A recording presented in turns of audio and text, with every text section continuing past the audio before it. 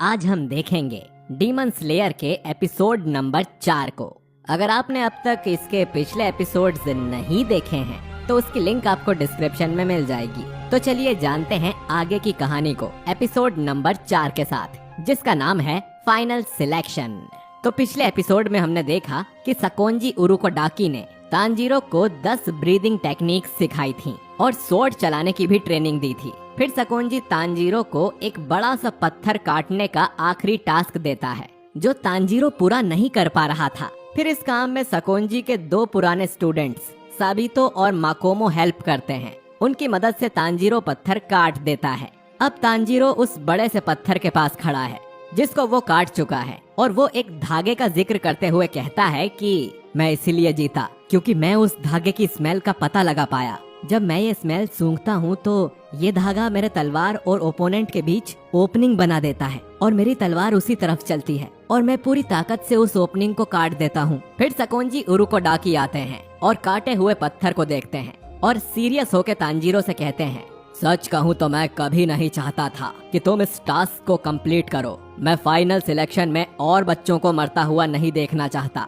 मुझे यकीन था कि तुम ये टास्क पूरा नहीं कर पाओगे, लेकिन तुम स्पेशल हो। ये सुनकर तांजीरो की आंखों से आंसू आ जाते हैं। फिर सकोंजी तांजीरो को गले लगाकर कहता है कि फाइनल सिलेक्शन से जिंदा आना, तुम्हारी सिस्टर और मैं तुम्हारा इंतजार करेंगे। फिर शाम को हम देखते हैं कि सकोंजी ने आज ज्यादा खाना बनाया है, जिसको देखकर तांजीरो हैरान होता है और उसने पूछा कि क्या आज कुछ खास है। फिर सकोंजी कहता है कि तुम्हारी ट्रेनिंग पूरी हुई, उसी का सेलिब्रेशन है, शर्माओ मत और पेट भर के खाओ। फिर तांजीरो मजे लेकर खाने लगता है। तब सकोंजी अपने मन में कहता है कि अब मैं तुम्हें और कुछ सिखा नहीं सकता और आगे ऐसी मुसीबतें आएंगी जिसके मुकाबले तुम्हारी ट्रेनिंग भी कुछ नहीं है, इसीलिए अभी बिना फिक्र करे आराम करो। अगली सुबह तांजीरो अपने लंबे बाल काट लेता है और सकोंजी से खाने की तारीफ करते हुए कहता है, काफी समय बाद मैंने ऐसा खाना खाया है। फिर सकोंजी तांजीरो को बताते हैं कि जैसे इंसान अपनी ताकत बढ़ाने के लिए खाना खाता है, वैसे ही डीमन इंसानों को खाता है और डीमन जितने इंसान खाएगा उतना ज्यादा ताकतवर बनेगा।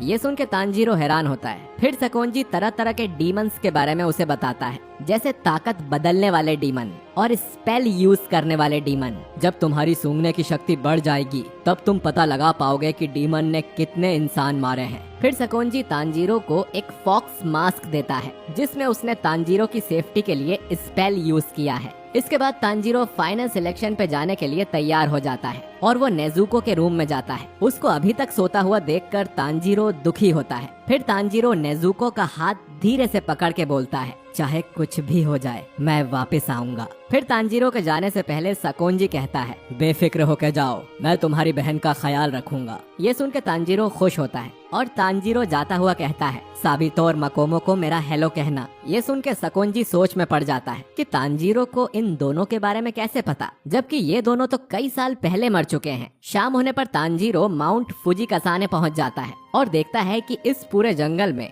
विस्टेरिया के फूल लगे हुए थे। फाइनल सिलेक्शन के लिए काफी सारे लोग आए हुए थे, जिसको देखकर तांजीरो हैरान हो जाता है। फिर वहाँ 2 ट्विंस गर्ल्स आती हैं जो यहाँ आए सभी लोगों का स्वागत करती है और आगे बताती है कि माउंटेन में कई सारे डीमंस कैद हैं जिसको डीमन स्लेयर्स जिंदा लाए थे। विस्टेरिया फूलों की वजह से वो निकल नहीं सकते क्योंकि डीमंस को विस्टेरिया फूलों से नफरत है। फाइनल सिलेक्शन टेस्ट पास करने के लिए इन सभी लोगों को इस जंगल में 7 दिनों तक जिंदा रहना है और इसी के साथ ये टेस्ट शुरू होता है और सब जंगल में जाते हैं। तांजीरो के दिमाग में बस यही था कि 7 दिन तक जिंदा रहना है, उसे बस आज की रात निकालनी है क्योंकि सुबह होते ही डीमंस उसका कुछ नहीं कर पाएंगे। तभी अचानक तांजीरो को एक डीमन की स्मेल आती है और वो चौकन्ना हो जाता है। डीमन की स्मेल सूंघकर तांजीरो यह पता लगाने की कोशिश करता है कि डीमन आखिर कहाँ है। फिर एक डीमन तांजीरो पे ऊपर से हमला करता है, लेकिन तांजीरो उस डीमन के हमले से बच जाता है। तभी एक दूसरा डीमन तांजीरो के पीछे आता है और उस पे हमला करता है, लेकिन तांजीरो अपनी तलवार से उसे रोक लेता है। फिर हम देखते हैं वो दोनों डीमन आपस में ही लड़ने लग जाते हैं। लड़ाई इस बात पे होती है कि तांजीरो को कौन खाएगा। वहीं 2 डीमंस को एक साथ देखकर तांजीरो घबरा जाता है और सोचता है कि क्या मैं उनको हरा पाऊंगा। फिर दोनों डीमंस तांजीरो पर एक साथ हमला करने लगते हैं। उन दोनों से एक साथ लड़ने में तांजीरो को काफी मुश्किल होती है, लेकिन फिर तांजीरो गहरी सांस लेता है और अपनी ट्रेनिंग को याद करता है। फिर तांजीरो को वही ओपनिंग थ्रेड दिखता है जो उसे साबितो से लड़ते वक्त दिखा था। और तांजीरो वाटर ब्रीदिंग की 4th form striking Tide use करता है और सक्सेसफुली वो एक हमले से दोनों डीमन की गर्दन काट देता है, जिससे उनकी मौत हो जाती है और मरते वक्त ही उन डीमंस का शरीर भी राख बनकर उड़ जाता है। तांजीरो काफी खुश होता है और सोचता है कि ट्रेनिंग वेस्ट नहीं हुई और मैंने इसे मास्टर कर लिया। फिर तांजीरो सकोंजी की कही बात याद करता है, जिसमें सकोंजी कहता है कि डीमन का वीक पॉइंट उसकी गर्दन है और नॉर्मल तलवार से डीमन मारा नहीं जा सकता। उन्हें मारने के लिए निचिरिन सोर्ड्स यूज होती है और ये डीमन स्लेयर का स्पेशल वेपन है। फिर फ्लैशबैक खत्म होता है और तांजीरो को बहुत बुरी बदबू आती है। तभी वहाँ से एक डरा हुआ लड़का चिल्लाता हुआ भागता है। तांजीरो देखता है कि थोड़ी दूरी पे एक बड़ा सा और अजीब सा डीमन होता है, जिसको देखकर तांजीरो डर जाता है और पेड़ के पीछे छुप जाता है। इसके बाद हम देखते हैं कि साबितो और माकोमो जो कि तांजीरो के बारे में बात कर रहे हैं। माकोमो को तांजीरो की चिंता होती है और वो साबितो से पूछती है कि क्या वो उस ब्लेड डीमन को हरा पाएगा, जिस पर साबितो सीरियस होकर कहता है, पता नहीं, चाहे जितनी भी कोशिश कर लो ये पूरी नहीं होती और ये बात तुम अच्छे से जानती हो। इधर वो बच्चा उस डीमन से बचने के लिए भाग रहा था, लेकिन वो गिर जाता है। तांजीरो पेड़ के पीछे से ये सब देख रहा होता है। उस डीमन के हाथ में पहले से ही एक बच्चा था, जिसको वो खा जाता है। उस बच्चे को खाने से वो बड़ा डीमन और बड़ा हो जाता है। इसके बाद डीमन अपने हाथ लंबे करता है और उस दूसरे लड़के को पकड़ लेता है। जैसे ही वो बड़ा डीमन उस लड़के को खाने वाला होता है, तांजीरो अपने डर पे काबू करता है और मन में कहता है, अब मैं कमजोर नहीं हूँ। फिर तांजीरो वाटर ब्रीदिंग की 2nd form water wheel use करता है और उस डीमन का हाथ काट देता है और उस लड़के को बचा लेता है। फिर वो डीमन तांजीरो का फॉक्स मास्क देखकर खुश होता है और कहता है कि एक और लिटिल फॉक्स मेरे पास आ गया। लेकिन तांजीरो को समझ नहीं आता कि उस डीमन के कहने का मतलब क्या था। फिर वो डीमन तांजीरो से पूछता है कि ये कौन सा साल है। तांजीरो बताता है कि ये ताइशो पीरियड है। ये सुन के वो बड़ा डीमन बहुत गुस्सा करने लगता है और सकोंजी का नाम गुस्से में लेते हुए कहता है कि मैं तुम्हें माफ नहीं करूँगा। असल में 47 साल पहले माउंट फुजी कसाने में सकोंजी ने ही इस डीमन को कैद किया था। ये सुनकर वो दूसरा लड़का कहता है कि तुम झूठे हो, कोई भी डीमन इतने साल तक जिंदा नहीं रह सकता है। फिर वो डीमन बताता है कि जब से मैं यहाँ कैद हूँ, मैं फाइनल सिलेक्शन के 50 लोगों को खा चुका हूँ, जिसमें से 13 तो सकोंजी के ही स्टूडेंट्स थे और अब तुम्हें खाने के बाद ये नंबर 14 हो जाएगा। ये सुन के तांजीरो को सदमा लगता है और ज्यादा बड़ा सदमा तांजीरो को तब लगता है जब वो डीमन सकोंजी के स्पेशल 2 बच्चों का जिक्र करता है। एक लड़का जिसके बालों का कलर अजीब पिंक था, वो काफी पावरफुल था, और दूसरी एक लड़की थी जो फूलों वाला किमोनो पहने हुए थी। वो छोटी और काफी कमजोर थी, लेकिन वो काफी तेज थी।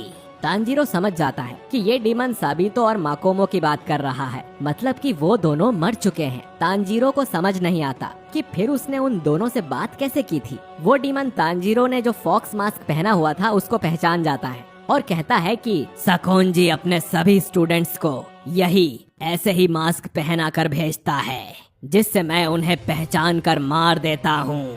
फिर वो डीमन हंसता हुआ कहता है ये जब मैंने माकोमो को बताया तो वो गुस्से में आ गई और अपने इमोशंस पे काबू खो दिया। फिर मैंने उसके हाथ पैर उखाड़ दिए और फिर। ये सुन के तांजीरो गुस्से से भर जाता है और वो डीमन पे अटैक करने लगता है, लेकिन तांजीरो ठीक से फोकस नहीं कर रहा था। तभी डीमन तांजीरो को साइड में पंच मारता है और तांजीरो पेड़ से काफी जोर से टकराता है। टक्कर की वजह से तांजीरो का वार्डिंग मास्क भी टूट जाता है। फिर वो दूसरा लड़का सोचता है कि जब तक डीमन उसको खाता है मैं यहाँ से भाग जाता हूँ। फिर वो डीमन तांजीरो को खाने के लिए आगे बढ़ता है। तभी तांजीरो को अपने छोटे भाई शिगेरू का विजन दिखाई देता है, जो उससे उठने के लिए भीख मांगता है। फिर तांजीरो उठ जाता है। ये देख के डीमन हैरान हो जाता है और कहता है कि अब मैं इस लड़ाई में मजे ले सकता हूँ। फिर डीमन के मल्टीपल हैंड्स तांजीरो को पकड़ने के लिए आगे बढ़ते हैं। तांजीरो उन्हें काटते हुए आगे बढ़ता है, लेकिन इस डीमन के हाथ काटने का कोई फायदा नहीं हो रहा था, क्योंकि उसके हाथ जल्दी वापस आ जाते हैं। फिर वो डीमन कहता है कि मेरी गर्दन काटना ही एक रास्ता है मुझे मारने का। साबितो ने कोशिश की थी, लेकिन वो फेल हो गया और मारा गया। अब तांजीरो फैसला करता है, इससे पहले और जाने जाएं, मुझे इस डीमन को मारना होगा। फिर तांजीरो उस डीमन के सिर पर एक बार और हमला करने के लिए उस डीमन की तरफ बढ़ता है। वहीं दूसरी तरफ माकोमो को फिक्र होती है और वो साबितो से पूछती है कि क्या वो डीमन तांजीरो को भी मार देगा। साबितो कहता है कि कुछ पक्का नहीं है, तांजीरो जीत सकता है क्योंकि उसने यहाँ के सबसे बड़े पत्थर को काट दिया था। इस तरफ तांजीरो उस डीमन के हाथों पे भागने लगता है और जब तांजीरो की तरफ मल्टीपल हैंड्स आते हैं, तांजीरो टोटल कंसंट्रेशन का यूज करता है और उसके सभी हाथों को काट देता है। लेकिन डीमन यही सोचता है कि उसका गला सख्त है, तांजीरो उसे काटने में फेल हो जाएगा। लेकिन तांजीरो वाटर ब्रीदिंग टेक्निक की first form water surface slash use करता है और सक्सेसफुली उस डीमन का सर काट देता है। और इसी के साथ डीमन स्लेयर का एपिसोड नंबर 4 यहीं खत्म हो जाता है। तो दोस्तों, अगर आपको ये वीडियो पसंद आया है तो इसे लाइक और शेयर जरूर करिएगा। साथ ही कमेंट करके बताइए कि आपको ये एपिसोड कैसा लगा।